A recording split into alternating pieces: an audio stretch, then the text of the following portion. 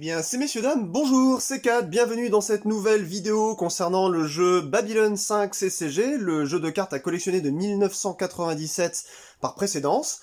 Je suis très content de vous retrouver aujourd'hui enfin pour quelque chose que j'imagine faire déjà depuis plusieurs mois, voire années, essayer de présenter, en tout cas essayer de documenter un petit peu, si je peux me permettre, le jeu de... ce jeu-là en fait, ce jeu Babylon 5 CCG.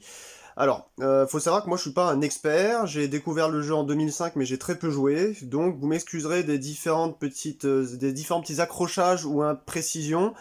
Pour ceux ou celles que ça intéresserait, ce jeu-là, n'hésitez pas à me poser des questions en commentaire et je m'adresserai aux bonnes personnes pour pouvoir être sûr de vous répondre correctement. Alors, on va pas trop faire une intro super longue, ce qu'on a envie de voir, c'est directement comment ça se joue, donc je vais pas tarder, mais avant, je voulais quand même dire deux trois petits trucs. Donc là, on va prendre mes decks pour pouvoir, enfin, on va prendre un deck surtout pour pouvoir faire la présentation. Mais ce qu'il faut savoir, c'est que les règles, eh bien, elles ont évolué un petit peu depuis première. Depuis première, elles ont passé en fait le stade de plusieurs reviews. Et ce qu'il faut savoir, c'est que même après la fin du jeu, c'est-à-dire après 2001, le jeu a continué. Donc c'est vrai que maintenant, en 2021, je vous avoue qu'il n'y a que les fans hardcore, les vieux de la vieille, vous voyez, qui s'intéressent à ce jeu-là, malheureusement. Mais donc voilà, il y a une toute petite communauté qui essaie de faire vivre un petit peu le jeu, mais c'est surtout avec des règles un peu maison, pour arranger un certain nombre de paramètres qui n'étaient pas clairs ou qui tournaient pas bien dans le jeu. C'est-à-dire que effectivement, le jeu n'est pas exempt de défauts, il y a un problème d'équilibrage sur certains trucs, il y a des règles peu claires, notamment celle des mercenaires. Donc, alors ce que je vais vous présenter là, c'est déjà les règles standards, et puis en parallèle, eh bien, je m'efforcerai de vous dire à chaque fois, à chaque passage, voilà, regardez ça par exemple, j'ai eu l'info que ici, les règles maison, on peut les faire parce que c'est plus intéressant de jouer comme ça ou comme ça. Et ces fameuses règles maison, elles découlent tout simplement de forums, de sites internet, tenus par des aficionados de ce jeu-là, qui se permettent de dire voilà, nous on a fait un tel nombre de parties, on a vu que ça tournait mieux comme ça, il faudrait plutôt agencer ça, agencer ça. Je trouve que c'est intéressant, intelligent, parce que ce qu'il faut pas oublier de dire, c'est que quelque part, il y a des cartes qui sont juste trop fortes, en fait. C'est voilà, donc, comme dans tous les jeux, voilà, il y a le fameux terme broken que certains utilisent, elles sont cassées, quoi, elles sont toutes pétées. Et en fait, c'est le cas aussi dans Babylon 5. Mais je trouve que voilà, c'est quand même, il y en a assez peu. D'ailleurs, je vous remettrai le lien en description du Vorlon Space, Mazahatanan, là je sais plus comment il s'appelle exactement. Ce mec qui a fait voilà une base de données époustouflante en fait sur énormément de jeux de précédence, et du coup donc il y avait Wheels of Time, Rift, Babylon 5 justement, et vous avez une section errata où notamment il y a des cartes qui sont erratées, par exemple un certain nombre de premières slash deluxe, parce que même s'ils avaient refait première en deluxe, il y a toujours des errata, des cartes qui sont voilà tellement fortes qu'il faut mieux les jouer d'une autre façon, et bon c'est vrai qu'après elles sont nerfées qu'elles sont beaucoup moins intéressantes. Mais enfin voilà, là c'était juste un petit, voilà, je voulais débroussailler un petit peu tout ça. On va s'atteler bientôt, là voilà, on va recommencer à expliquer les règles. J'espère que ça vous intéressera. Excusez-moi, un petit coup de sniff de cartes. Et puis vous allez voir que là je vais vous présenter un truc, mais je suis juste trop content, parce que ça fait pas très longtemps que je les ai chopés, je vais en refaire d'autres aussi, mais bon ça vaut un petit peu d'argent. Ce sont les playmats de mon pote Alexander Schneider. Donc lui, c'est un fan de Babylon 5, c'est un monsieur qui est slovaque. Et hi Alexander, if you see me. Voilà, je fais une petite dédicace pour lui s'il passe par là, parce qu'il ne parle pas français évidemment. Du coup, je vais présenter en fait son travail. Vous allez voir, on va déjà en première partie de ces règles dégrossir un petit peu, je dirais, le placement du jeu, et puis voir un peu les types de cartes. Et puis grâce à ce qu'il a fait, c'est-à-dire de merveilleux playmats, il en a fait une petite vingtaine. Moi j'en ai imprimé deux, c'est juste trop bien pour pouvoir avoir un visuel sur le jeu. Et puis comme le jeu s'étend pas non plus sur des kilomètres comme Star Wars ou d'autres jeux comme ça, comme L5R ou autres, voilà, vous allez voir que ça va être quand même assez concis et c'est pas mal. Donc les playmats prennent de la place, mais enfin la zone de jeu est généralement assez courte. Voilà, J'ai trop parlé, ça fait déjà 5 minutes, donc on se retrouve tout de suite sur la caméra déportée et vous allez voir cette petite merveille. Et voilà cette fameuse petite merveille. Vous voyez ça? Donc ça c'est pas livré avec le jeu, hein, comme je vous disais. Alors je sais pas si on le voit bien, ou je sais pas si je vais peut-être redescendre un petit peu comme ça, voilà. Donc ça, ce n'est pas livré avec le jeu. C'est un playmat, voilà, qui a été designé par mon pote slovaque, là, qui est super fan de Babylon 5 et de Babylon 5 CCG, qui est aussi un rédacteur en chef d'un magazine en ligne, d'un webzine science-fiction, en fait, en Slovaquie. Et mais il bosse, ce mec, il est trop sympa, et il fait des trucs géniaux, et évidemment, il vous file les designs, les visuels gratuitement. Donc ça, c'est Alexander Schneider. Very good, my friend. Donc, ce que vous voyez ici, c'est un croiseur Narn en décoration. Et puis, si on a le temps, ou sur une autre vidéo, je vous montrerai celui que j'ai fait pour les Centauri. Il y a Babylon 5, il y a les Shadows, il y a tout le monde, quoi. Il a fait vraiment... voilà, il a vraiment bien bossé. Attendez, je vois que je suis pas très bien aligné en haut. Je vais le tourner un tout petit peu. Voilà. Alors... Eh bien, ça va être très intéressant de commencer à regarder un petit peu... Attendez, voilà, ça bouge un peu, voilà. Ça va être intéressant de regarder un petit peu qu'est-ce que c'est que ça, et quelles sont ces zones de jeu. Normalement, vous voyez, hein, ça doit être assez clair à l'écran, vous arriverez à lire. Alors, bon, on va commencer tout de suite, on va pas tergiverser. Je vais vous présenter déjà quelques cartes, et je vais vous dire pourquoi à chaque fois, moi je range mes decks comme ça, c'est-à-dire, vous avez peut-être vu, il y a à chaque fois des cartes à l'envers derrière la première, et ensuite, elles sont toutes comme ça.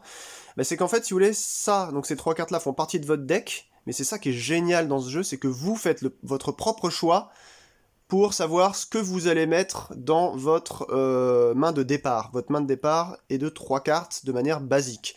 Avec certains effets de cartes d'ambassadeur ou d'autres, eh bien, vous pouvez éventuellement commencer le jeu avec plus de 3 cartes. C'est le cas par exemple d'un Londo Mollari, d'un Gekar, voilà, enfin il y a plus ou moins toutes les ambassadeurs ont une version où ils commencent plus de 3 cartes, mais il y a une contrepartie, voilà.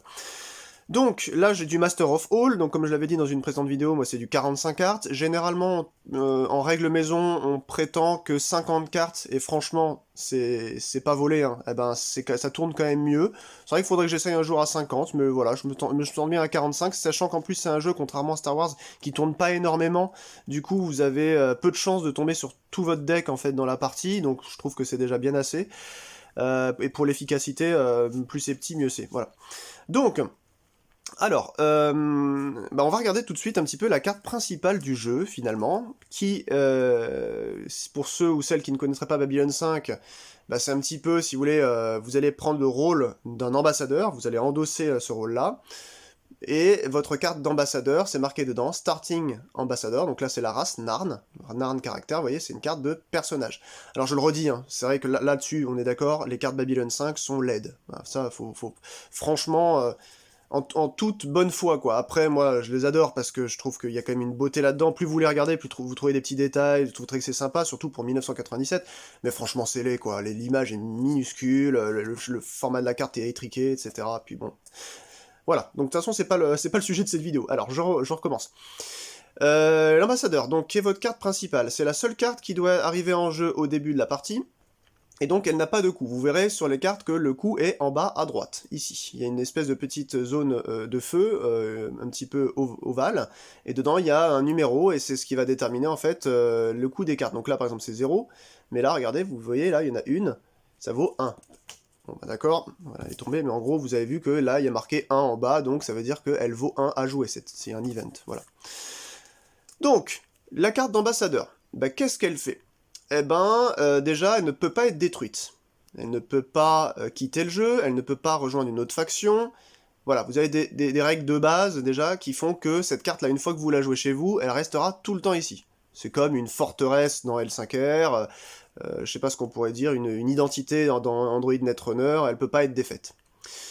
Mais là, en fait... Donc, comme c'est une personnalité, un caractère, hein, vous avez son nom en haut, l'image, là à gauche il y a les statistiques, on va y revenir, et puis vous avez un game text. Donc là, la Member of the Kahari, c'est parce qu'il y a certaines cartes qui ciblent les membres du Kahari, qui est le gouvernement du régime Narn. En bas à gauche des cartes, vous aurez toujours une zone pour savoir si vous avez ou non des marques. Ici par exemple, Gekar a une Strife mark. Alors on reviendra un peu plus tard sur les marques, ou plutôt j'en parlerai dans une autre vidéo spécialisée sur ça, parce que là on va, voilà, vraiment avec cette vidéo je voudrais juste dégrossir les règles, et on fera des vidéos un petit peu comme sur mon dossier Star Wars CCG, spécifiques sur des petits points de règles comme ça. Donc, voyez, en haut, là, il y a marqué, donc par exemple, 5, D, enfin D5, ça veut dire diplomatie 5. Gécard, il a 5 de pouvoir diplomatique. I1, ça veut dire intrigue 1, donc il a 1 d'intrigue. Là, il y a un espace, parce que ici, en fait, vous verrez plus tard, il y a des cartes qui ont un autre pouvoir, comme on l'avait dit, c'est une case violette avec marqué P, c'est le pouvoir psy, c'est pour les télépathes, notamment, et en bas, L, leadership, c'est-à-dire en gros des personnages qui vont gérer les vaisseaux. En gros, voilà, ce sont des généraux de guerre, etc. Donc lui, Gécard, vous voyez que c'est pas n'importe qui, parce que non seulement c'est un pilote, mais en plus, voilà, il a du leadership. La plupart du temps, les pilotes ont du leadership, voilà. Donc, ces 3 caractéristiques, voire 4 s'il y a Psy, sont les caractéristiques principales du jeu Babylon 5 avec lesquelles vous allez essayer de remporter la partie. En gros, hein, voilà. Donc, on va, donc ça c'est ma main de départ, on en parlera tout à l'heure. On va poser, vous voyez, là, c'est très bien fait. Mais vous, encore une fois, vous pouvez très bien jouer sans playmat, hein, c'est juste que là, la zone est visuelle, et vous allez comme ça pouvoir vous imaginer, quand vous voudrez jouer à ce jeu, si vous voulez le jouer un jour, et si vous n'avez pas de playmat, bah, que vous posez en fait vos cartes, pas n'importe comment. En fait, il faut respecter une ligne en haut et une ligne en bas. Le reste, grosso modo, vous faites ce que vous voulez. Alors, ambassadeur, donc c'est la zone où on met notre ambassadeur, évidemment. Et à côté, bah, tout simplement, on a une zone deck, et à côté c'est marqué agenda. Alors je vous expliquerai qu'est-ce que c'est, ça veut dire projet, évidemment. Bah, ça fait un peu un faux ami hein, si on dit un agenda, mais c'est vrai que des fois, on est censé, quand on va vite, on le dit. Donc voilà, deck, donc vous mettez votre pile ici, là, votre deck, et vous commencez du coup la partie avec les 3 cartes que vous aurez choisies dans votre main. Voilà.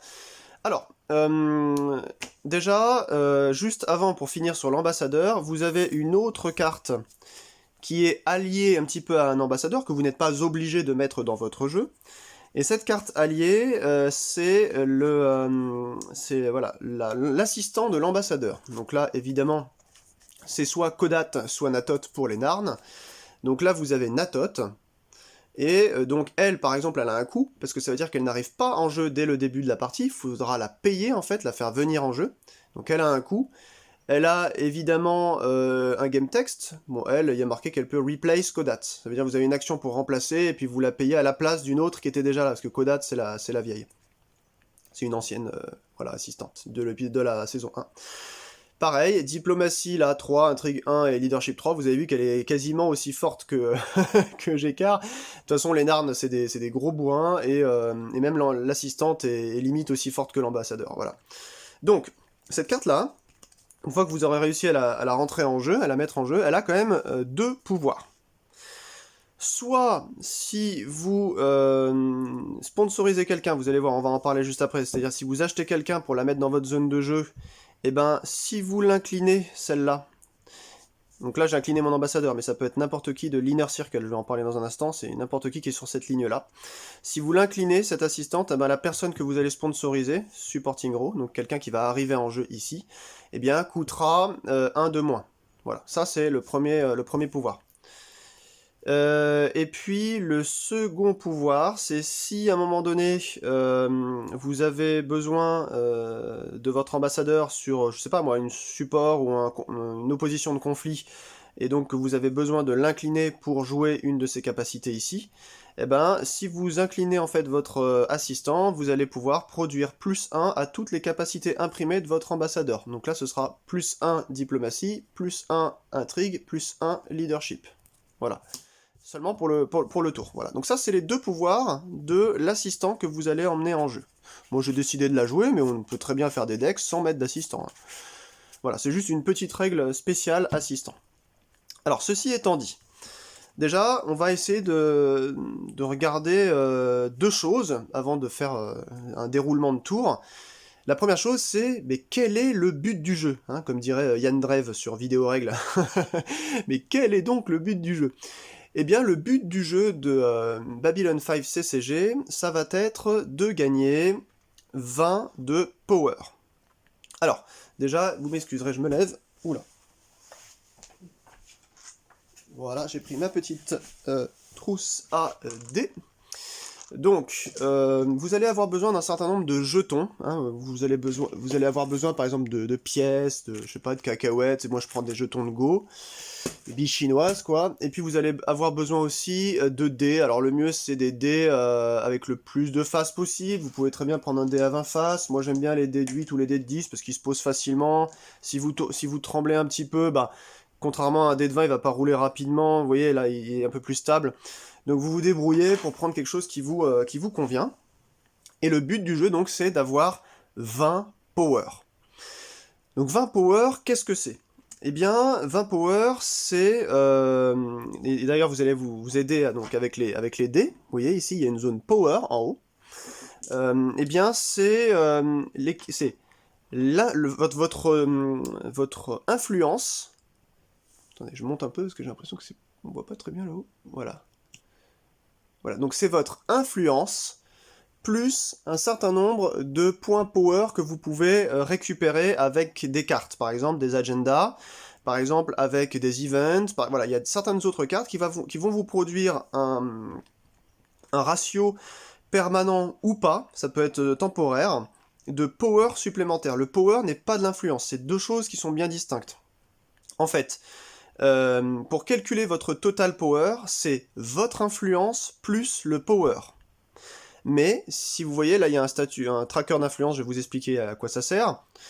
Eh bien, votre influence compte comme du power, mais votre power, en revanche, si vous avez par exemple 5, vous avez gagné 5 de power d'une manière ou d'une autre, vous pouvez pas utiliser ce power comme influence, c'est juste du power, voilà, c'est pour vous aider à arriver plus facilement à 20. Donc là, je vous explique la règle pour achever une victoire standard. Une victoire standard, je vais rebouger encore la caméra, excusez-moi, parce que j'ai l'impression que c'est pas droit. Voilà. Une victoire standard, c'est être le premier à atteindre 20 de power. Donc encore une fois, c'est par exemple 15 d'influence et 5 de power égale 20, 15 plus 5 égale 20 de grand power, si vous préférez. Power 20. Au début du jeu, vous n'avez pas de power. D'accord? Votre power, je dirais pendant le tour ou pendant la partie, avant d'en avoir en plus ici en power réel, ça va être juste votre influence. Par exemple, là, au début du jeu, tous les joueurs commencent à 4 rating. Vous voyez, il y a viable et rating. Donc rating, ça veut dire c'est votre maximum en fait en jeu. Donc là, votre maximum, vous voyez, j'ai mis une petite bille chinoise sous le numéro 4 parce que vous commencez à 4. Alors quand vous n'avez pas ce playmat, moi je vous conseille simplement de prendre des billes chinoises et voilà, vous mettez 4 jetons comme ça devant vous et c'est votre argent. Voilà, l'influence dans ce jeu, c'est l'argent. Donc tout le monde commence à 4. Avec le playmat, on voit bien que c'est marqué sur 4, et dès lors que je vais commencer à en utiliser, hein, c'est la currency, c'est la monnaie, dès lors que je vais commencer à en utiliser, excusez-moi, je suis pas droit encore, voilà, eh bien je vais faire descendre ce jeton du dessous, viable, ce qui me reste donc, là je suis à 3, là je suis à 2, 1, et là j'en ai plus. Rassurez-vous, à chaque début de nouveau tour, votre compteur du bas, là, viable, remonte au maximum à votre compteur du haut, le rating. Voilà. J'espère que c'est clair. C'est juste pour vous montrer combien vous avez de thunes, de monnaie, de flouze, de bif, d'argent, d'oseille par tour. Voilà. Ici, là, j'ai mis 2 petits jetons parce que à un moment donné, bah, vous pouvez passer à un maximum. Par exemple, si vous arrivez à 10, bah, voilà, vous êtes 10 et 0. 10. Donc ça veut dire que, viable, vous avez 10. Voilà. Et ensuite, vous pouvez descendre, etc. Alors, après, on aime ou on n'aime pas ce système-là. Moi, j'avoue que c'est vrai que au début, j'ai eu un peu de mal avec les deux machins. Encore une fois, si ça vous fatigue, prenez juste des billes chinoises, des jetons, vous les mettez à côté de votre zone de jeu, et vous dépensez comme ça, et vous les reprenez en début de tour. Voilà, c'est vraiment très simple. Hein. Vous prenez pas la tête sur ça, là, je vous présente juste l'aspect playmat. Mais voilà. Donc, gagner, c'est avoir 20 de power pour une victoire standard. Mais attention, vous avez aussi des victoires particulières qui sont les Major Victory. Ces Major Victory, vous ne pouvez les... Alors, vous devez atteindre une Major Victory dans 2 cas. Si la guerre contre les ombres a démarré, c'est-à-dire que l'ombre ou... D'ailleurs, j'ai oublié de prendre les petits marqueurs, là, je vais essayer de les retrouver vite fait. L'ombre où les Vorlons sont arrivés à 20 power, du coup, automatiquement, ça déclenche un événement unique qui ne peut arriver qu'une fois par partie, c'est la guerre des ombres. Ça représente un peu ce qui se passe dans la saison 2-3. Donc, quand ça, c'est en jeu, vous ne pouvez plus juste dire que vous réclamez une victoire quand vous atteignez 20 de power. Ça ne marche plus. À la place, vous devez avoir minimum 20 de power, mais 10 de plus que les autres joueurs, que ce que chacun des autres joueurs a. Par exemple, si vous jouez à 3, si vous avez 30 de power et il y en a un autre à 21 et l'autre à 24, vous ne gagnez pas. Il faut que vous laissez 10 de large entre chacun d'entre eux. Ça, c'est la première chose. La deuxième chose, c'est que vous pouvez, néanmoins, si vous ne voulez pas, vous ne pouvez pas réaliser quelque chose comme ça avec votre deck, arriver à une Major Victory grâce à un Major Agenda. Vous avez les cartes jaunes comme ça, qui sont des agendas, en fait. Là, c'est marqué par exemple Nard Agenda, ça veut dire que moi, je suis joueur Narn, j'ai le droit de jouer ça. Si j'étais un Centauri, je ne pourrais pas jouer ça, en fait, parce que ça ne fait pas partie de ma race. Si vous voulez, ce sont des choses qui sont restreintes à une race. Mais il y a des agendas qui sont juste agenda. D'autres qui sont Minbari Agenda, d'autres qui sont Centauri Agenda, non-alignés Agenda, il y a de tout, en fait. Et vous avez aussi des Major Agenda. Donc si vous arrivez à mettre un Major Agenda et réaliser en fait ce qu'il demande ici, la plupart du temps, les Major Agenda vous permettent de réaliser une Major Victory. Durant la guerre des Shadows et la guerre des ombres, en fait, si Shadow ou Vorlon ont atteint 20 d'influence, si vous avez un Major Agenda et que vous réalisez ce qu'il vous demande de faire, la plupart du temps, même tout le temps, hein, eh bien, vous gagnez la partie. Voilà donc les deux seules choses. 20 de power minimum avec 10 d'écart avec le joueur avant vous, ou un Major Agenda. Donc, maintenant qu'on sait comment on peut gagner, comment est-ce qu'on peut perdre? Eh ben, contrairement à plein d'autres jeux, vous ne pouvez pas forcément perdre la partie, si je vous dis pas de bêtises. C'est-à-dire que les autres vont juste vous embêter tellement que vous aurez par exemple tout le monde qui sera blessé, des trucs qui vont péter, vous aurez plus d'argent, vous serez fini. Mais voilà, vous resterez à un niveau de caniveau, quoi. Vous n'allez pas être éliminé littéralement. Et c'est ça qui est marrant dans ce jeu-là, c'est un jeu en fait basé sur une série Space Opera où c'est la guerre en permanence. Mais fondamentalement, en fait, quand vous allez affronter vos adversaires ou votre adversaire, vous allez partir sur du conflit. C'est pas forcément une guerre, un conflit. C'est un conflit qui va déboucher peut-être sur un pacte marchand, ou encore sur un pacte diplomatique. Et à un moment donné, quand la tension va commencer à monter entre vos races, là il va pouvoir être plus simple de déclencher des conflits de guerre et gagner de l'influence.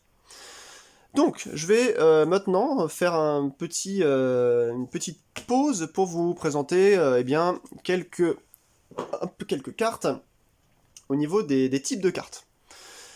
Alors, on parlait de conflit à l'instant, et si vous voulez, dans ce jeu-là, ce qui est de difficile à comprendre dès le début, c'est que, en fait, contrairement à plein de jeux où vous avez des phases automatiques où vous pouvez déclencher, par exemple, les velléités belliqueuses envers vos adversaires, là, dans ce jeu-là, eh ben, en général, c'est pas possible. C'est-à-dire que vous n'avez pas un truc qui vous dit bah voilà, je te déclenche un conflit. Non, non. Ce sont des cartes qu'il faut intégrer dans votre jeu. Par exemple, là, c'est les cartes bleues, un petit peu comme ça, bleu-grise, qui sont des cartes conflits. C'est marqué là par exemple Military Conflict. Certaines cartes peuvent avoir juste marqué Conflict. D'autres cartes peuvent avoir à la place marqué, bon là c'est militaire surtout ce jeu là, mais ça peut être quoi? Ça peut être mon military, je crois peut-être un intrigue quelque part, ou peut-être un diplo, je sais plus. Voilà, il y a diplomatie, conflict. Vous avez des conflits de types différents. Donc là le Nard, vous l'avez compris, c'est un militaire pur. Donc il a, et je vais pas pouvoir vous montrer énormément, peut-être dans l'humain.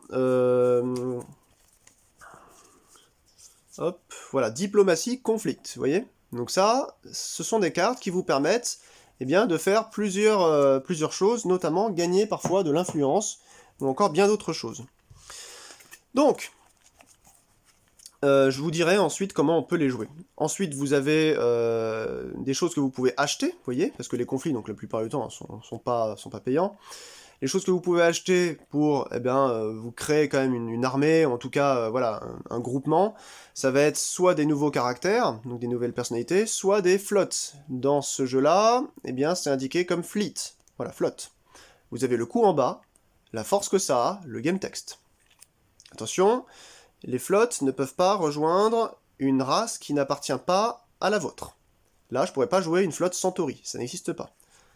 Par contre, si j'avais un personnage Centauri, du moment que ce soit pas un personnage loyaliste, eh bien, je peux, si j'ai envie, venir taper quelqu'un dans mon Inner Circle pour le jouer, mais il coûtera 2 fois plus. Et pareil, si je veux le monter dans l'Inner Circle, il coûtera aussi 2 fois plus le nombre de personnes dans l'Inner Circle. Je vais vous expliquer ça juste après, comment on fait pour acheter quelqu'un.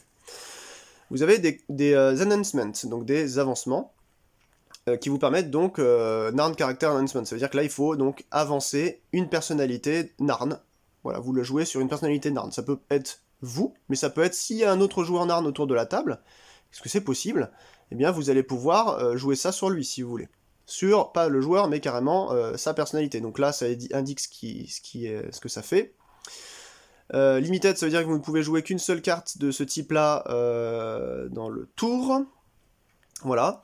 Ce qu'il faut savoir, c'est que toutes les cartes personnages ou flottes ou groupes ou enhancement, je crois aussi, sont uniques. Les Aftermath, on y reviendra sur une autre vidéo, sont uniques. Enfin, vous pouvez en jouer un d'un certain type sur une personnalité, mais pas deux ou plus. Mais les flottes et les personnages peuvent parfois avoir, ou même les groupes peuvent avoir le statut multiple. Multiple, ça veut dire que vous pouvez en jouer jusqu'à 3.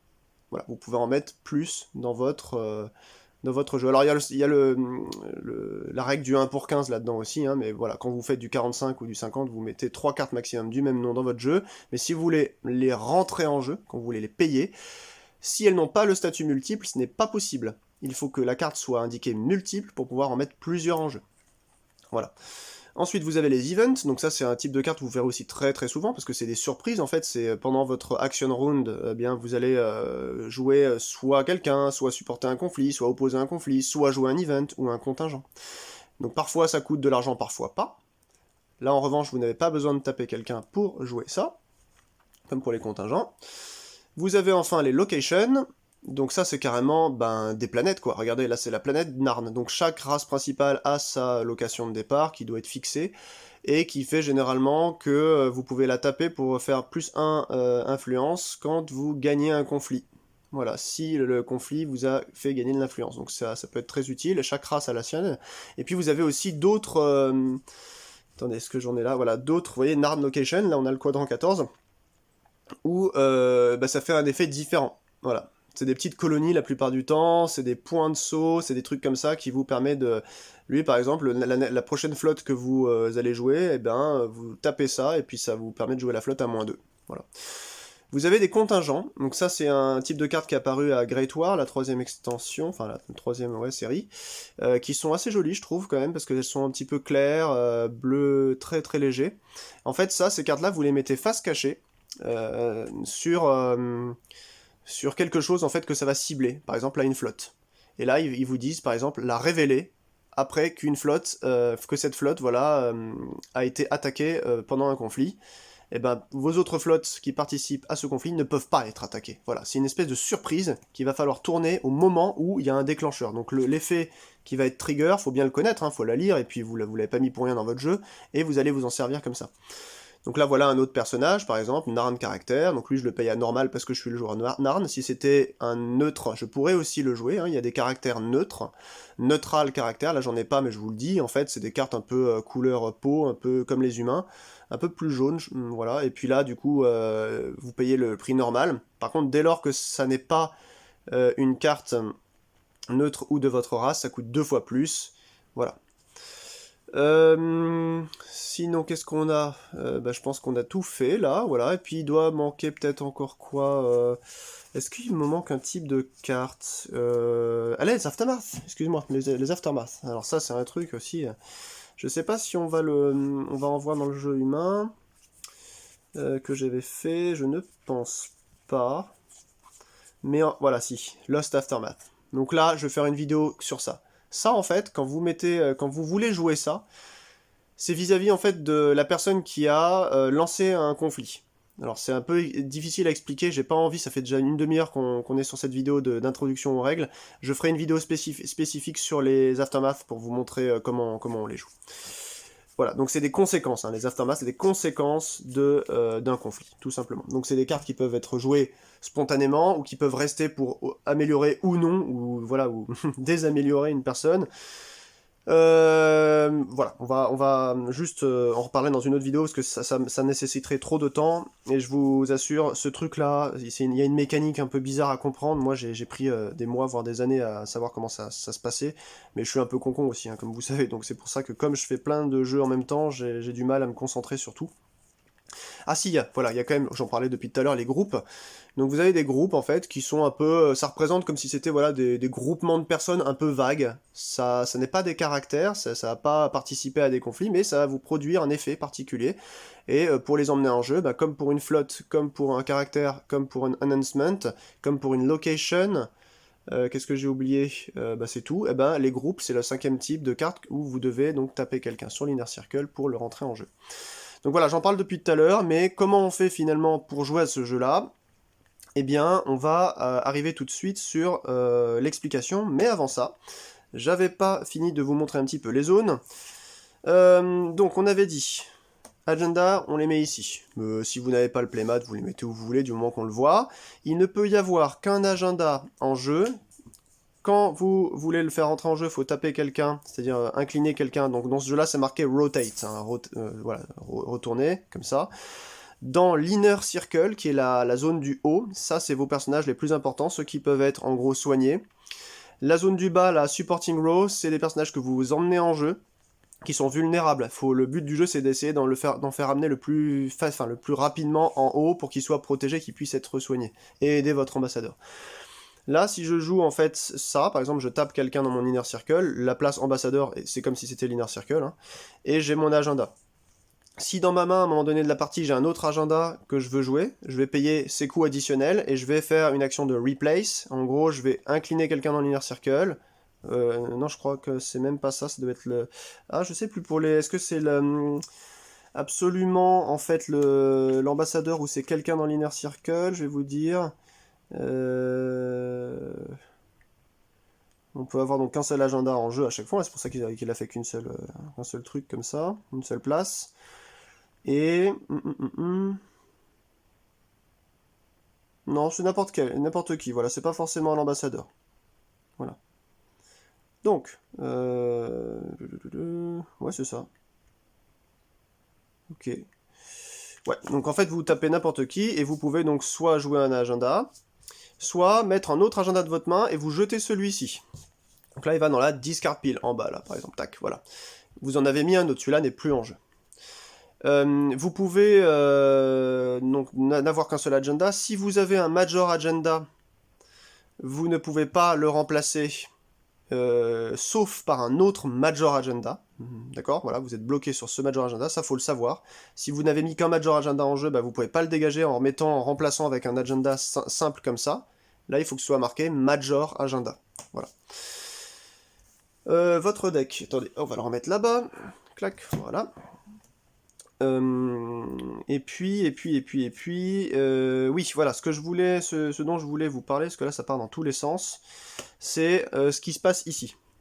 Donc, au début de la partie, vous avez un nombre unrest, donc ce sont des troubles, on va dire, locaux à la race sur leur planète, donc là par exemple c'est la planète Narn. La planète Narn, comme les autres planètes, que ce soit la planète Terre pour les humains, ou Centauri Prime, ou Minbar, eh bien, commence à 1 d'unrest. Donc vous mettez un petit jeton, un dé, sur le unrest U, là, ou à côté, avec une zone que vous vous serez fabriquée. Alors qu'est-ce que c'est ça? Eh bien, tout seul, ça fait rien. Là où ça va être intéressant, c'est que vous avez des jeux, vous pouvez construire des jeux qui vont faire augmenter l'unrest d'une race ou d'un joueur particulier pour ensuite lui coller des crasses. Voilà. Donc c'est une énième valeur hein, sur laquelle vous allez pouvoir jouer pour pouvoir essayer d'influer justement. Généralement, un unrest qui monte beaucoup, quand vous arrivez à 5, il y a guerre civile. Si autour de la table vous avez 2 joueurs ou plus qui ont la même race, il y a des cartes, notamment certaines qui sont sorties dans le Great War, je crois, qui sont assez dévastatrices, parce que du coup, vous mettez en fait la merde, excusez-moi d'expression, voilà, dans cette race-là, puis vous avez toujours des cartes qui sont un peu pénalisantes. Donc ça, c'est l'unrest. Et à côté, vous avez le tension. Donc ça, je vous parle de ça, c'est encore sur le setup. J'ai déjà parlé un peu des règles là, vous présentez les cartes, mais j'avais oublié de vous présenter le setup. Admettons que là, ce soit une partie jusqu'à 5 joueurs. Il avait prévu, Alexander, qui a créé ce playmat, jusqu'à 5 joueurs, mais encore une fois, on peut aller encore plus loin. Moi, la plupart du temps, je joue qu'avec une personne. Je joue qu'avec un seul joueur. Donc moi, je suis P1, l'autre, il va se mettre en P2, et du coup, il visera moi en P1, si je suis player 1. Voilà. Donc par exemple, si je suis contre une personne, le P2 ici, je peux mettre un petit jeton, ou je sais pas, je vais marquer le nom de mon adversaire, je le pose là, et vous voyez là, par exemple, si je joue... Alors, ça, faut l'apprendre. Si on joue contre une race particulière, il peut y avoir une tension, en fait, qui va être modifiée.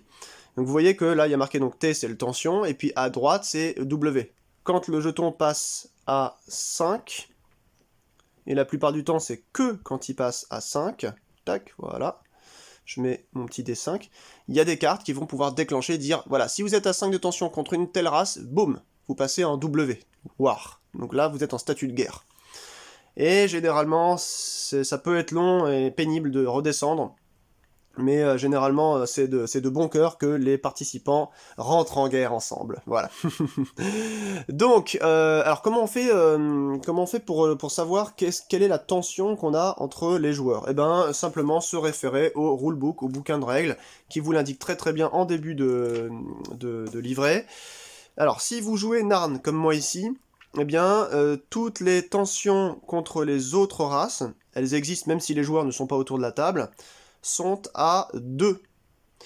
En général, en fait, si vous voulez, chaque race a une tension égale à 2 envers une autre race, sauf 3 exceptions. Les Narn et les Centauri, qui se font la guerre de manière indéfinie depuis des centaines d'années, eux, ils sont directs à 4. Ensuite, vous avez les Terriens, donc les Earth, quoi, avec les Minbari, eux, ils sont à 3. Oui, parce qu'il y a eu quand même la bataille de la ligne derrière tout ça, il y a 10 ans, donc voilà, ça a laissé quand même des grosses séquelles. Et vous avez aussi, qu'est-ce que j'allais vous dire comme bêtise, les humains et les Centauri.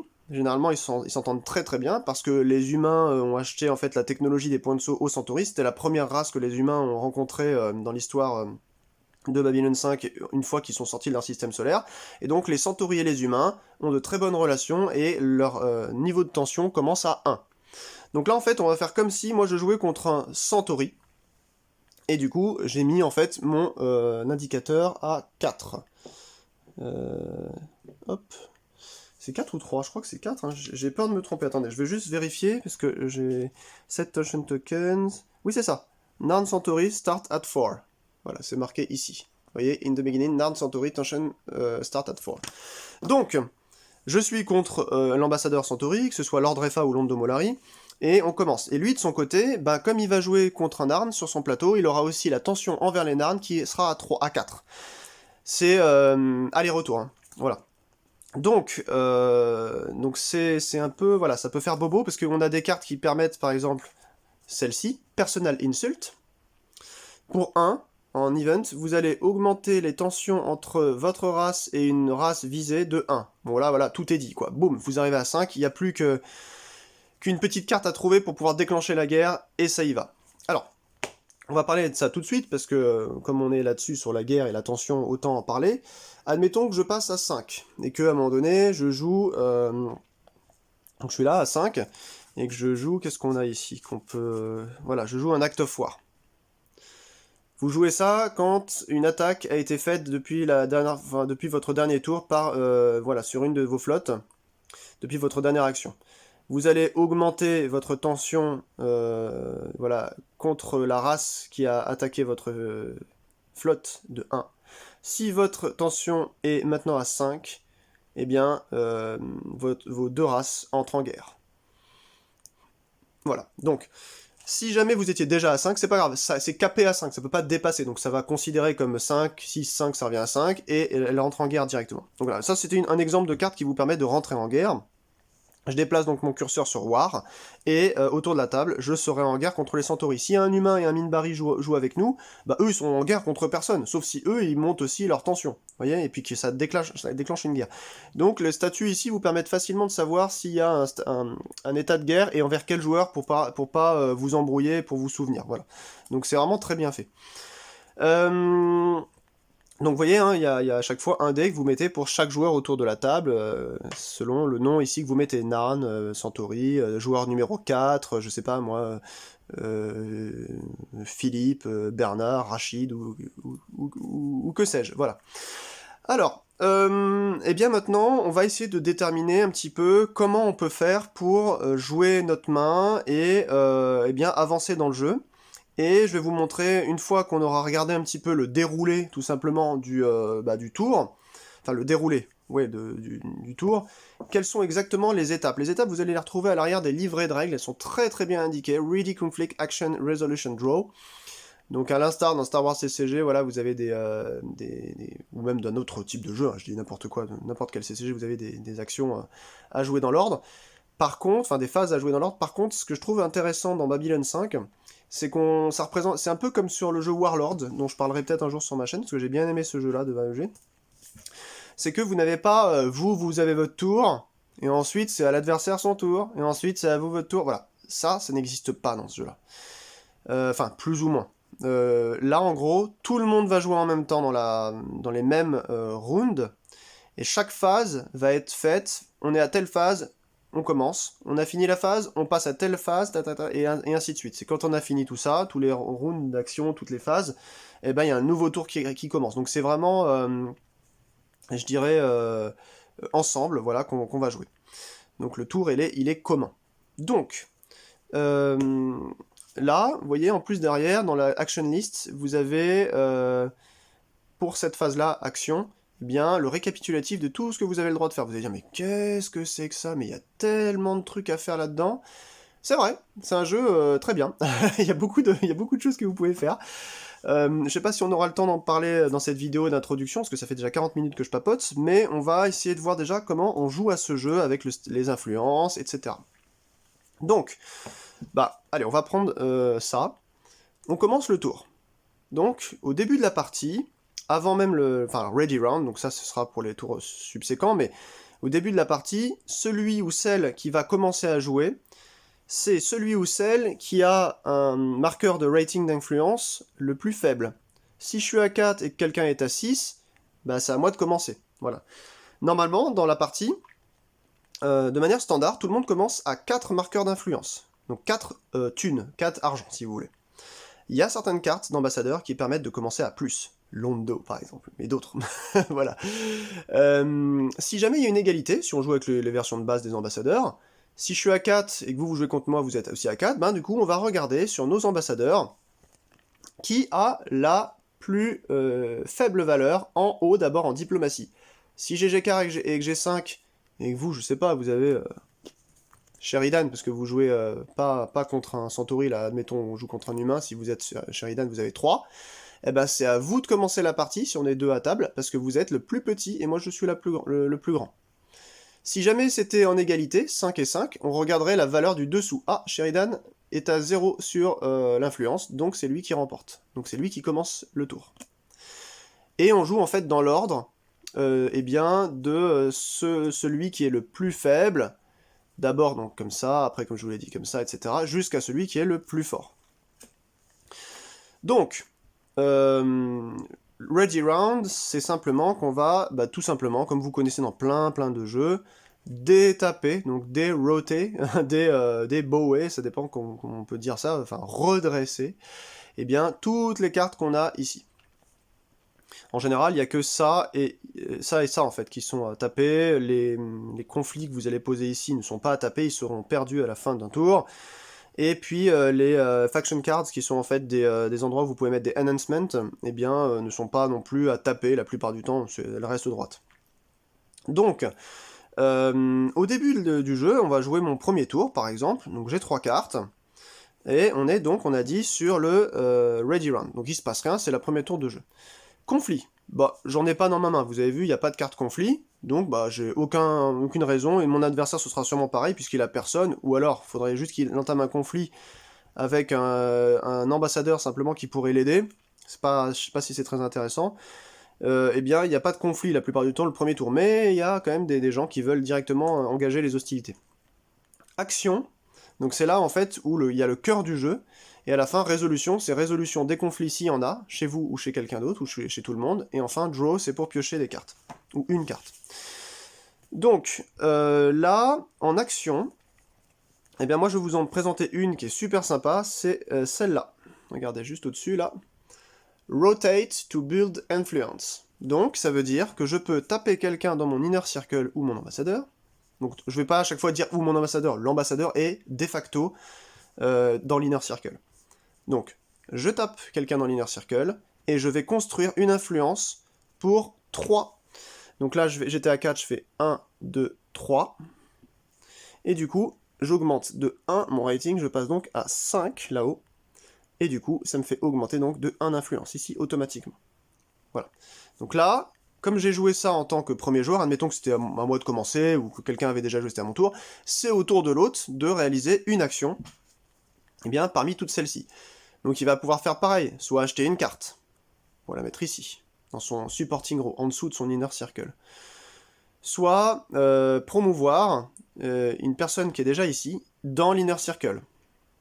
Soit s'incliner, comme ce qu'on a fait, pour gagner de l'influence. On gagne à chaque fois 1 influence pour 3 quand on se tape. Soit on va utiliser un effet qui nécessite de taper quelqu'un, je sais pas, un caractère, un vaisseau qui est ici, n'importe qui, un enhancement, voilà. Soit on va, donc lead a fleets, tout simplement, ça veut dire que vous allez incliner quelqu'un qui a du leadership, le mettre devant un vaisseau que vous voulez augmenter en militaire, pour pouvoir ajouter la valeur du leadership de votre personnage dans le militaire. Ça on le verra quand on fera des sample conflicts. Supporter ou opposer un conflit, donc on incline et on met en face, voilà, on dit voilà, sur ton conflit ou sur le mien, je viens avec 3 de militaires, et ainsi de suite. Voilà. Ensuite, on peut attaquer aussi une personne qui est dans un conflit, c'est-à-dire qui a déjà montré qu'il était dans le conflit en s'inclinant, pour opposer ou pour supporter le conflit. Vous pouvez jouer un event ou un contingent, comme je vous ai dit. Donc les events, c'est les cartes violettes comme ça, les contingents, c'est ce que je vous avais montré tout à l'heure, une carte un petit peu plus claire, face cachée. Vous pouvez supprimer, remplacer ou révéler ou sponsoriser un agenda. Donc je vous avais montré tout à l'heure comment, hein, en tapant quelqu'un dans l'inner circle. Vous pouvez donc soigner une personnalité. Alors attention, si vous voulez soigner une personnalité, ben, il faut qu'elle soit ici, et il faut surtout qu'elle soit pas neutralisée. Donc là c'est pareil, j'en parlerai plus tard dans une autre vidéo qu'on fera sur les attaques, qu'est-ce que c'est être neutralisé, pas neutralisé. Vous pouvez réparer une flotte ou une location, mais carrément une planète qui se serait fait pulvériser, ou un truc pété. Pareil, hein, c'est seulement si c'est pas neutralisé. Et vous pouvez offrir de l'influence à un mercenaire, ou passer, voilà, cette fameuse étape de passe qui est très importante. Donc offrir de l'argent à un mercenaire, là c'est pareil, là on a un point de règle un peu flou, qui a pas trop évolué avec le temps, du coup il y a eu une règle consensuelle, on va dire, entre les joueurs des années 2000, 2010, 2020, qui est voilà, c'est la première personne qui veut mettre de l'influence, le nombre qu'il veut, en visant un mercenaire qui soit chez lui ou ailleurs. S'il est chez lui, par défaut il est chez lui, mais si quelqu'un d'autre veut par exemple me dit, bah là, moi je paye 5, moi mon action d'après je peux payer plus que 5 pour qu'il reste, ou sinon voilà, si on s'arrête, eh ben, c'est celui qui a mis le plus d'argent en influence, eh bien, qui va prendre le contrôle de ce mercenaire pour le tour, et ça reviendra ensuite à la fin chez vous. On en reparlera ça, parce que je suis pas trop à jour là-dessus, mais en gros c'est un peu une usine à gaz, le truc du mercenaire. Généralement on joue pas trop avec des mercenaires, donc on va pas tergiverser là-dessus sur la présentation de la règle. Passer, qu'est-ce que ça veut dire? Ça veut dire que tout simplement, quand vous avez fait avec tout le monde ici une action, une autre action, chacun a fait son tour, eh bien, si tout le monde est d'accord, je dis, moi je passe, j'ai fini de faire ce que j'avais à faire. La dame qui est à ma gauche, si elle joue à côté de moi, elle me dit, moi aussi j'ai plus rien, puis ensuite c'est à lui, parce que c'était lui le plus fort, donc c'est lui qui finit le tour, il dit, moi non plus j'ai plus rien. si on était à 3 par exemple, là tout le monde a passé, donc on passe à l'étape de résolution des conflits si on avait eu des conflits en jeu. Et ensuite la draw. Alors attention parce que il y a des cartes comme Bog Down, je vous montrerai peut-être cette carte-là. Il y a des cartes qui vous permettent en fait de dire, bah attention, maintenant chaque joueur qui va passer, passera, mais définitivement pour le tour, il pourra plus rejouer. Parce qu'en fait ce qui se passe, c'est que si on joue à 3, moi je joue quelque chose, la collègue à gauche, elle joue rien, elle regarde ce qui se passe, mais en fait elle pourrait jouer quelque chose, c'est juste qu'elle attend de voir ce qu'on fait pour jouer derrière. Le monsieur en face, il joue, ben, comme on n'a pas tous passé depuis mon tour, elle a encore le droit derrière de rejouer. Vous voyez ce que je veux dire? C'est-à-dire que c'est vraiment si consécutivement tout le monde a dit je passe, que là on finalise et on passe en résolution. Il y a des cartes donc qui empêchent ça et qui font que, attention, si tu dis que tu passes, tu passeras, mais pour tout le tour, t'as plus le droit de revenir derrière avec une carte. Et ça c'est très très très technique. Il y a énormément de pans du jeu qui jouent là-dessus, c'est intéressant. Qu'est-ce que je peux vous dire? Résolution. Donc on regardera s'il y a eu des conflits, ben, combien de... Vous voyez, il y a même des plus et des moins là pour savoir en combien de supports a gagné le conflit, combien d'opposition, et si le conflit est gagné ou pas. Pour gagner un conflit, mais on en reparlera dans le conflit, il faut que vous ayez un support qui soit supérieur au nombre d'oppositions. Si le conflit n'a pas été opposé, c'est-à-dire si vous avez, si c'est un conflit d'intrigue, je tourne mon G-car, je mets un d'intrigue ici, hop, sur ce conflit-là, je dis voilà, j'amène mon G-car, et je vais gagner donc 1 en plus. Et si ça intéresse personne de venir dans ce conflit-là dans le tour et qu'il y a 0, mon conflit est considéré comme uncontested, donc non contesté, et il peut y avoir un certain nombre de règles issues des cartes en fait. Si le conflit n'a pas été contesté, ben il se passe ça. Pas contesté, ça veut dire aucune opposition finalement, 0 d'opposition. Qu'est-ce que je voulais vous dire? Donc voilà, là on fait les conflits, ensuite vous avez donc la résolution après la phase d'action, donc là c'est là qu'on peut jouer les aftermaths, les conséquences, on fera une vidéo là-dessus, et vous avez ensuite la phase de draw. Donc la phase de draw, c'est génial dans ce jeu, c'est vraiment super cool. Plus tard, il y a eu des jeux comme The Spoils qui ont repris un peu l'idée de ça, et je trouve ça super bien. C'est, vous allez piocher une carte. Voilà, donc moi je vais piocher une carte, j'ai dit que c'est la fin de mon tour, j'ai rien joué là, voilà, pouf, moi j'ai pris un bon Gesten là, une petite rare première. Membre du Kahari en plus, hein, voilà, rien que ça. Donc voilà, les gens vont piocher leurs cartes, mais si jamais, donc là j'ai 2 d'influence, mais si jamais j'avais eu 3, eh bien, pour chaque 3 que je paye, j'ai le droit de repiocher une carte. Donc, plus vous avez de l'argent en fin de tour, plus vous pouvez potentiellement repiocher plus rapidement, donc avoir plus de cartes, et on sait bien que dans les CCG, il y a le dicton du pas de mana, pas de chocolat, mais il y a aussi surtout le piocher, c'est gagner. Donc, garder de l'argent pour essayer de piocher en fin de tour, c'est une super idée. Je vais remettre mes cartes là, hein, puisqu'on fait pas un tour réel pour l'instant. Donc là, par exemple, admettons, le tour est fini, si voilà, je piochais une carte, on avait dit que j'étais à 2, tout le monde a fini, eh bien, on va repasser sur un nouveau Ready Round. Donc, hop, ça avait été tapé parce que j'avais construit de l'influence, souvenez-vous, donc je détape tout le monde. Eh bien, mon influence available va remonter au maximum, donc vous vous souvenez, au début de la partie, elle était à 4, comme j'ai construit pour 3, elle est passée à 5 maintenant.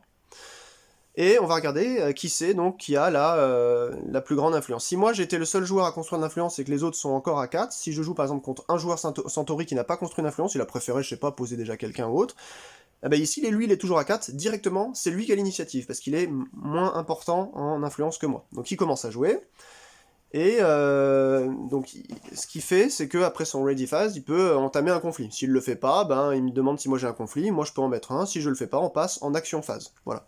Donc là, on va dire que personne n'a joué de conflit, là, encore, et qu'on va chacun faire sa phase d'action. Moi, j'aimerais bien jouer Gesten, mais regardez le coup, quoi. Il vaut 12.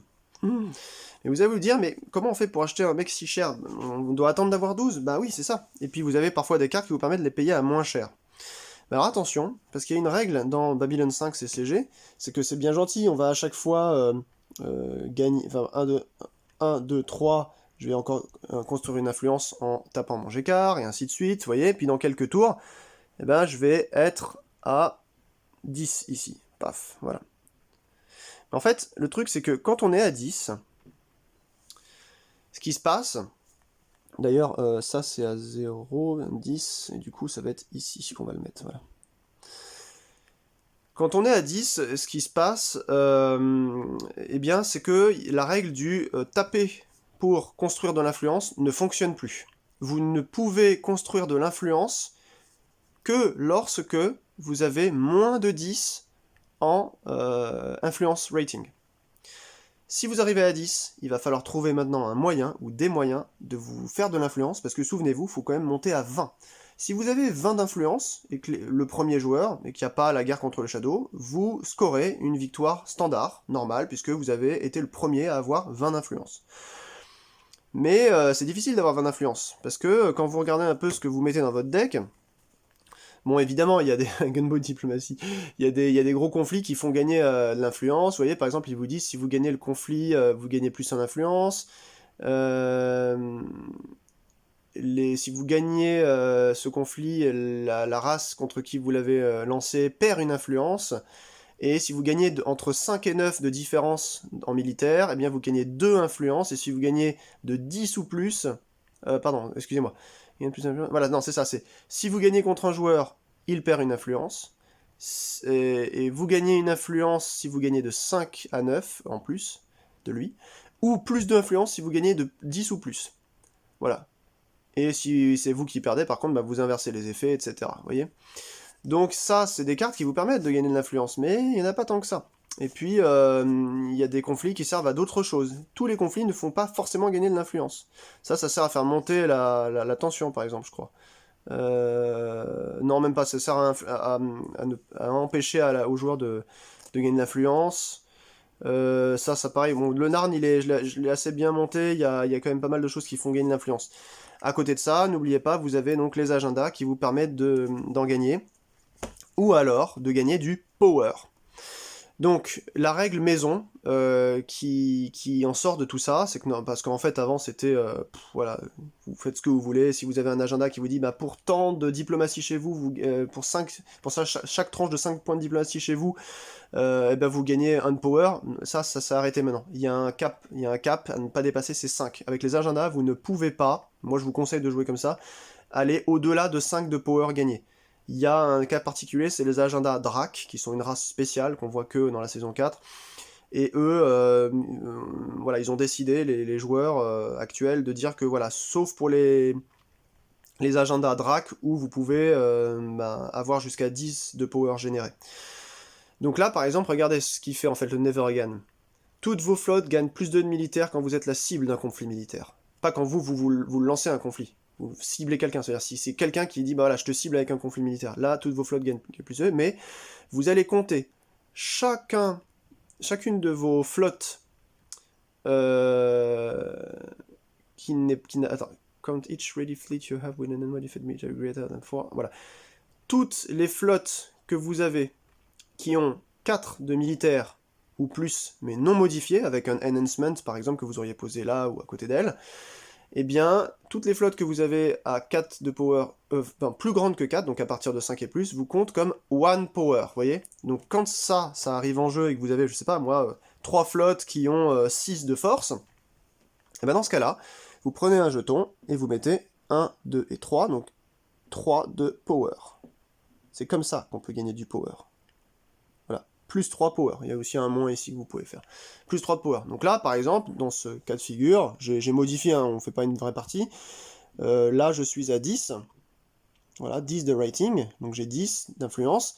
Si j'ai mes 3 flottes à plus et que j'ai Never Again en jeu, là, qui me donne un accès à un bonus de plus 1 de power pour chaque flotte qui a plus de 4 de militaire, si j'en ai 3, ça me fait donc 10 plus 3, je suis donc à 13 de power. Et comme ça, vous avez compris, c'est comme ça qu'on va jusqu'à 20. En gagnant toujours un peu plus d'influence, en montant un petit peu plus de power, et à la fin, il y en a un qui se départage parmi ceux qui sont autour de la table, et qui finit par gagner la partie. Ça, c'est pour une victoire standard. On verra plus tard dans une future vidéo comment on fait les victoires quand il y a la guerre des ombres. On verra comment On met des enhancements, on reparlera un peu des contingents, on parlera des aftermaths surtout. Voilà quoi, je pense que j'ai déjà dégrossi l'affaire. Voilà un contingent, hein, comme je vous avais montré tout à l'heure. Et puis je vais vous parler quand même un petit peu d'un dernier truc, quand vous êtes en guerre, c'est-à-dire quand vous avez 5, la plupart du temps, hein, 5 de tension contre une race, et que vous voyez, vous avez mis votre jeton sur War, automatiquement, la guerre, elle fait un effet particulier. Quand vous êtes en guerre contre une race, eh bien, en plus du conflit, parce que vous n'avez le droit de jouer qu'un conflit par tour, sauf si vous avez mis un announcement comme Momentum, ou voilà, il y a des cartes qui vous permettent de jouer plus d'un conflit, mais c'est maximum un conflit par tour que vous avez le droit de lancer, quitte à ne même pas le supporter ou autre, hein, mais vous pouvez jouer qu'un seul conflit. Quand vous êtes en état de guerre, c'est un peu différent, c'est vous pouvez jouer votre conflit, mais vous avez aussi un conflit de base qu'on appelle le War Conflict, donc le conflit de guerre, qui est un conflit militaire, qui se règle que au militaire, / au leadership, si vous avez des gens qui peuvent augmenter votre military de vos flottes avec du leadership. Je vous rappelle que les flottes, vous voyez, elles ont un statut avec un M militaire, et du coup, si par exemple Gekar veut augmenter en fait le militaire de 3, bah il dit, bah voilà, moi je viens leader cette flotte pour augmenter avec mon leadership 3, plus les 4 ici, ça me fait donc 7 pour le conflit en question. Voilà comment on fait. Eh bien, vous créez donc, vous avez de base gratuitement un conflit, donc on peut le matérialiser, je sais pas moi, par un dé blanc qu'on va poser sur le logo Babylon 5 ou n'importe quoi. On dit bah voilà, j'ai un conflit en plus ici de mon conflit, c'est le conflit de guerre. Vous faites une petite planchette War par exemple, ce que vous voulez, et en fait vous allez supporter votre conflit ou ne pas le supporter. Et la personne devant, si elle le supporte pas, ça peut être dommageable pour elle. Enfin, si elle l'oppose pas. Mais le problème, c'est que dès que vous venez avec quelqu'un, une flotte qui va dire, bah moi je viens, je m'incline pour augmenter voilà mon support ou mon oppose dans ce conflit, la personne en face, elle va pouvoir venir vous attaquer. Et ça, c'est vrai aussi pour n'importe quel autre conflit, même hors guerre, un conflit diplomatique. Moi, je peux taper mon Gécard en disant, ben moi je viens dans le conflit, mais pour faire une attaque. Et l'attaque se fait en fait avec la valeur du conflit en question. Là, si c'était un conflit diplomatique, et ben Gécard s'incline pour faire 5 de dommages sur une personne en face. Si on est contre je sais pas moi, Londo est trop loin, mais si voilà, il y a Sheridan en face en humain qui était venu supporter son conflit de 3, hop, il s'est tourné comme ça. Moi, je dis, bah Sheridan, je viens, mais pas pour opposer ton conflit, pour te taper dessus. Voilà, donc c'est une agression. Et je lui fais 5 sur ces 3. Il tombe donc à 0. Voilà. Donc, ça lui fait même 2 dommages. Donc il va être tourné comme ça, et on lui met 2 dommages. Ça s'appelle donc une carte neutralisée, et 2 sévères dommages. Que je vous dise pas de bêtises, attendez, je vais vérifier, parce que là j'ai quand même un doute sur un truc. Que je dise pas de bêtises. On va reprendre ça, parce que c'est important. Ça se trouve, je vous dis une bêtise, je crois qu'il faut que la plus grosse des valeurs soit tombée à 0. Mais de toute façon, il a 3 aussi en leadership, Sheridan. Donc dans ce cas-là, alors Civil War, voilà. Attaque, pardon. Donc c'est l'attaque. Où est-ce que c'est? Il réserve une attaque, voilà. Donc each over. Donc Sheridan qui avait 3, lui fait aussi 3 à lui. Hein. Donc Gekar va prendre 3 jetons, donc vous mettez 3 billes chinoises dessus par exemple. Du coup il aura plus que 2 en diplomatie, 0, tant qu'il n'est pas soigné, 2 en diplomatie, 0 en intrigue et 0 en leadership. Vous voyez, donc les deux s'envoient en fait leur force directement sur base de la valeur qui est utilisée dans le conflit en question. Ah oui, sauf que là c'est raté parce que du coup, Gekar lui-même 2 de plus parce qu'il a une strife mark. En fait, pour chaque strife mark en bas de la carte, là, qui attaque, ou qui défend d'ailleurs, bah la valeur qui est utilisée, vous ajoutez 2 points en plus. Donc là c'était du 7 qu'il avait, donc Sheridan il est bien mal en point là, si jamais il la tape. Damage dans une œuvre, effect of damage, both cards, current ability rating, and card ability 2 points, ça c'est ce que je vous ai expliqué. Et du coup, cards may rotate sur attacks, subtle non-violent measure, ok. Style, alors, when an attack is declared, the attacking card must have the same ability. Ok, un tree must attack who support the conflict using a tree cannot attack an ability. Alors, cards cannot attack if the ability that will use to make a side. The ability that will be used to make the attack is 0. Cards cannot attack if the ability that will be used to make the attack is 0. Oui, voilà, c'est ça. Ouais. On peut pas attaquer si vous avez 0 en attaque dans cette capacité. Donc les neutralise, mais not be attaqués. Donc voilà, ceux qui sont déjà retournés comme ça, les persos qui sont comme ça, vous pouvez pas les attaquer déjà, ils sont neutralisés. Vous n'avez pas le droit de les attaquer. Vous ne pouvez pas attaquer une carte dans votre faction, ça c'est bon. Mais enfin, voilà, c'est là. Dommage, voilà, c'est ça. Si là, en fait, si j'avais fait par exemple avec Gekar que 1 dommage à Sheridan, il aurait que, je sais pas, que 2 là, à la place de 3, du coup, Sheridan m'aurait fait 3, Gekar aurait, je sais pas, 0. Et là, voilà, comme il était par exemple à 1 de diplomatie dans le nouvel exemple que je vous donne et pas à 5, et ben sa plus grosse habilité, elle est là, c'est la leadership, et elle est à 3, alors qu'est-ce qu'ils disent? First receive less than total damage that its greater ability. Voilà. En fait, tant que la personnalité reçoit moins de dommages que sa plus haute habilité, donc 3, malheureusement, là il y a 3 aussi, donc là ça descendrait à 0, là il est neutralisé. S'il y a plus de dommages encore, bah, il est neutralisé avec autant de dommages en plus en sévère damage, et ouais, c'est complexe. C'est un peu, mais une fois que vous avez le truc, ça va tout seul. Et là, en l'occurrence, si on refait le combat, Sheridan arrive dans le conflit. Il dit « Je supporte 3 de diplomatie » dans un conflit diplomatique. Moi, je vois ça avec Gekar. Gekar dit « Bah, moi, j'aime pas ça. Je vais pas opposer le conflit. Je vais venir faire une attaque. » Donc, j'attaque Sheridan. 5 contre 3. Mais en fait, c'est pas 5. Il a une strife mark qui lui rajoute 2 à chaque fois qu'il attaque. Donc, ça fait 7 contre 3. Sheridan devient neutralisé. Il y a encore 4 dommages à foutre sur lui. Donc là, vous mettez soit un dé avec marqué 4 dessus, soit des petites billes chinoises, des cacahuètes, ce que vous voulez. Hop, il a 4 dommages. Et ensuite, je vous expliquerai plus tard sur une autre vidéo comment faire pour... voilà, on va faire des sampleurs conflits pour vous montrer les attaques. Et je vous montrerai aussi comment on se soigne. Voilà, c'est pas très compliqué, mais là, ça va faire une vidéo trop longue. Donc pour l'instant, on va s'en tenir là. Et puis, bah, je pense qu'on a fait... Ah non, oui, je voulais vous parler de ça. On était sur un conflit de guerre. Si vous voulez venir en conflit de guerre contre celui qui a initié un conflit de guerre, c'est bien, mais le problème, c'est que ça peut être assez dommageable. Vous avez donc 3 choses qui sont indiquées dans la partie War. Donc, n'importe quel joueur qui sont embrouillés en fait dans un conflit peuvent se déclarer une war conflict en plus, donc dans le tour, c'est ce que je vous ai dit, comme un conflit militaire. Si le conflit, vous voulez voilà, initier un conflit donc sur une location, et bien celui qui gagne va capturer immédiatement la planète par exemple, ou la location. Voilà, ça c'est bon. Et ensuite, sinon, si vous visez la race contre qui vous avez voilà, un état de guerre ben, dans son ensemble, vous allez suivre ce petit paragraphe que je vais vous détailler tout de suite.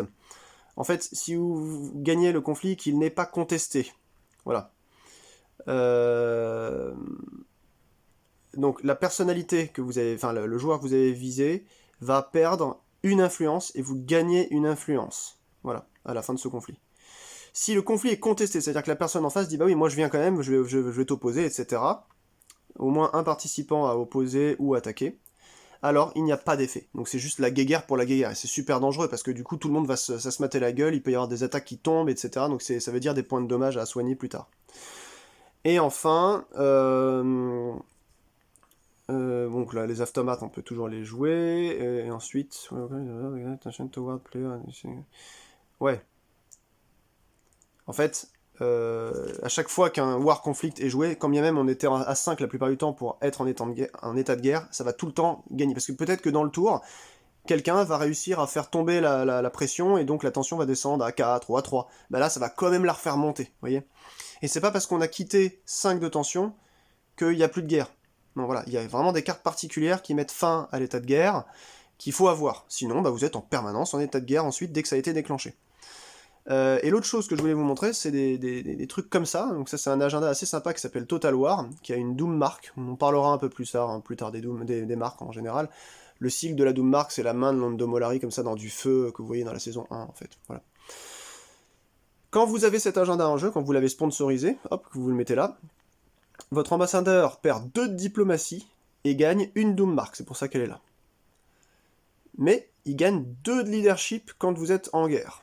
Vous vous demandez pourquoi j'ai mis ça dans mon arne. En fait, si vous avez initié un conflit, enfin dans un conflit que vous avez initié qui a été contesté, c'est-à-dire que la personne en face est venue faire une opposition ou vous attaquer, mais que vous n'avez pas forcément réussi. Attendez, if you war conflict initiated is contested was successful. Ouais, c'est ça. Si, que vous avez réussi. Vous avez, je sais pas, à la fin, vous avez, disons, avec vos flottes, 12 de militaires, et l'autre, il a réussi qu'à avoir 6. Bon, bah, ou 7. Donc, c'est vous qui avez gagné, parce que vous avez 12. Mais dans la règle standard, comme je vous l'ai dit, ce qu'il y a de marqué ici dans le livret, un conflit de guerre standard, de war, conflit, contesté, bah, il se passe juste rien. Il faut juste qu'il soit non contesté pour que l'opposant perde une influence et que vous en gagnez une. Mais grâce à ça, eh bien, si vous avez gagné votre conflit, mais qu'il a été, même s'il a été contesté, eh ben vous gagnez quand même plus une influence. Et lui aussi, il va perdre une influence. Donc ça va améliorer, en fait, je trouve, que surtout quand vous avez des gros jeux bourrins comme ça va améliorer le ratio de gain d'influence quand vous êtes en état de guerre. C'est pour ça que je joue ça dans mon arme, évidemment, quoi. Et en gros, alors ça, il y a un autre truc qui est un peu, par contre, dommageable là-dessus, c'est que quand on va vous opposer dans vos conflits que vous avez lancés, en vous attaquant, while opposing your conflicts or attacking your fleet. Ouais, c'est pire que ça, c'est quand la personne en face va venir opposer dans votre conflit contre vous qui supportez votre conflit, ou vous attaquer, eh ben, ces flottes vont gagner plus 1 de militaire. Donc, soit pour compter le nombre d'oppositions qu'il va avoir, par exemple, sa flotte, il a une flotte à 8 qui va taper, elle va pas faire 8, elle va lui faire 9, à cause de ça, que vous avez mis en jeu. Si vous avez une flotte à 3 qui veut taper pour opposer votre conflit, bah ça deviendra 4, et ainsi de suite, vous avez compris. Mais en plus, si donc il vous attaque, bah il a aussi plus 1 de militaire pour sa flotte, donc ça peut faire bobo. Mais voilà, c'est un pari assez risqué, je trouve cette carte super bien équilibrée. Et bah pour un jeu militaire gros bourrin, elle est juste indéniablement utile. Voilà. Bon, bah on est quand même à 1h10, finalement, avec tout ça. Je sais pas si vous avez compris quelque chose, si le jeu vous intéresse, si vous voyez cette vidéo là maintenant quand je la sors ou plus tard, n'hésitez pas à me laisser un commentaire pour que je puisse y répondre. Si j'ai dit une bêtise et que vous connaissez mieux le jeu que moi, eh ben, ça sent bon. Eh ben, n'hésitez pas à me le dire d'ailleurs, parce que comme ça moi je préfère à chaque fois bien qu'on s'amuse à bien documenter voilà, ces petites merveilles qui sont mal documentés en français. Et puis, bah, je pense qu'on en a fini. On fera une série d'autres petites vidéos, comme ce que j'avais fait dans le dossier Star Wars CCG, pour y voir un peu plus clair, un petit peu sur le déroulé, sur des actions particulières, sur comment on fait pour rentrer quelqu'un en jeu. Bon, ça je vous l'ai montré, vous tapez quelqu'un dans l'Inner Circle, vous payez le coût en influence de la personne et vous le mettez en support. Si vous voulez le monter ici, pour éviter s'il se fasse neutraliser, il soit pas discardé en fin de tour, bah vous tapez quelqu'un et vous le montez là en payant son coût, plus le nombre de personnes déjà présentes dans l'Inner Circle. S'il coûte 5 et que là il n'y a que lui, bah il coûte 5 plus 1. Donc vous payez 6 et il monte là. Si le prochain coûte 5 encore, bah il coûtera 5 plus celui-là et celui-là que vous venez de jouer, donc 2, donc 5 plus 2, 7, et ainsi de suite. Donc ça coûte toujours plus cher, plus vous avez de monde en haut dans l'Inner Circle. Voilà. Bon, ben... C'est complexe tout ça, vous avez vu, c'est pas chose simple. J'ai été très content quand même de m'y mettre. Je sais pas si c'est du charabia que j'ai fait pour vous, je sais pas si vous avez compris quelque chose. Toujours est-il que, bah voilà, en tout cas, je suis fan de ce jeu. N'hésitez pas à me dire si vous aussi, ou si ça vous intéresse qu'on fasse un peu plus d'explications poussées, on va dire. Je compte faire encore, je sais pas moi, 5-6 vidéos là-dessus, notamment une vidéo de jeu. Alors le rêve, ce serait de jouer à plusieurs, mais franchement, vous avez vu, mon pied il est déjà au plus haut possible, je sais pas comment je peux faire pour monter un truc comme ça, faut vraiment être équipé pour faire de la vidéo, c'est un truc de dingue.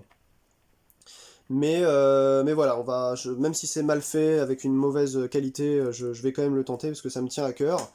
Merci beaucoup d'avoir suivi cette vidéo, cette première vidéo voilà, d'introduction aux règles de Babylon 5 CCG, Babylon 5 CCG. Je vous retrouve donc très bientôt avec une vidéo Babylon 5 CCG ou sans Babylon 5 CCG. portez-vous bien et à la prochaine. Allez, ciao!